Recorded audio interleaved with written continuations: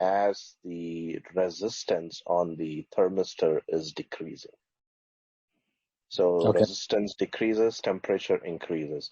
Whereas in the PTC, resistance increase, temperature increases. Okay. So wiring changes. So inside the TCU, I see. Yeah. it's not. I don't know if you want to call it different technology. That's why I just wanted to mention it. I see. Okay. But it was a different design that required more changes on your end. It wasn't just a plug and play Yes. type of thing. Okay. Yes. It wasn't. Okay. Okay. All right. So we've covered a few different topics, which is very interesting. If we could kind of just coming back to, Borg Warner for instance, from your perspective as a supplier, are they at any risk of kind of moving into a different direction? Because we've heard that perhaps they're kind of moving into more electric and electrification type stuff. I think everybody's moving towards electrification. Even all the big OEMs are. Yeah. It's kind of like a mandated thing now, because Right. French has already put a deadline on it, and I think China has put a deadline on it. Right. So it's going to Okay. happen. Yeah. So, but I don't think it's there where it's like, okay, this ship is sinking, I'm jumping. I don't think that we are Yeah. there yet. Okay. Do you think that between now and whatever time frame, right, every OEM has a different game plan in terms of when they go to full electric, right? I mean, Yes. it's a fool's errand to kind of say that it's going to be a certain year. But let's just say it's 2030. Let's say it's 2040. Between now and 2040, is it safe to assume that these transmissions that are in the vehicles today will march on unmodified, or do you think there might be some other new transmissions for ICE or hybrid vehicles that are still yet to come out? I say new.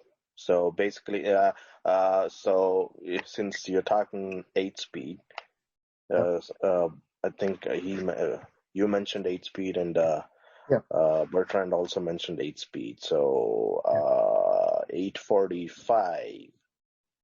I think he mentioned 845 RE. So 845 RE was the first generation name that they had given. I think they themselves have fourth generation now, ZF. Okay. Which is more tuned towards hybrid. So they are developing existing transmissions. On the other hand, they are looking at complete EV mode also, I think so. Okay. All right, perfect. That's a good example. So because the basic structure is the same, right? So the internals are changing. When you move from, I'm making this up, you go from an 845 to the 890. All right. It handles more torque. It's more for mixed driving between hybrid and ICE. Do you still, again, retain the same suppliers, or at this point, do you come up with new suppliers? What's the typical practice, right?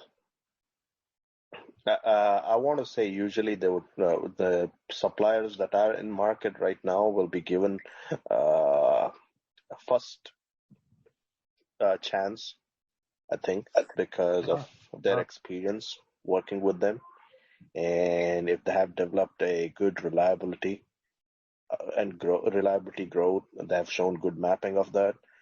I would think, because of the past working experience and work culture exchange and all of that, being common since quite a few years of working, I would think they would be given a first shot, unless and until someone comes and sweeps them away with either technology or money in terms of cost.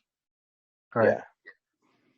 Okay, that's good. That's good to hear, because when you read the articles in the market, it seems like everybody is done developing transmissions and traditional ICE powertrain. It's all electrification, and to the most part, I think resources have been reassigned to these type of topics. But it's hard to believe that the existing transmissions we have in the market in 2021 will soldier on till 2030, right? So it's even though there's been no official announcement of a new transmission, the IHSs, they have a transmission planning sheet, right? That kind of tells you when the next generation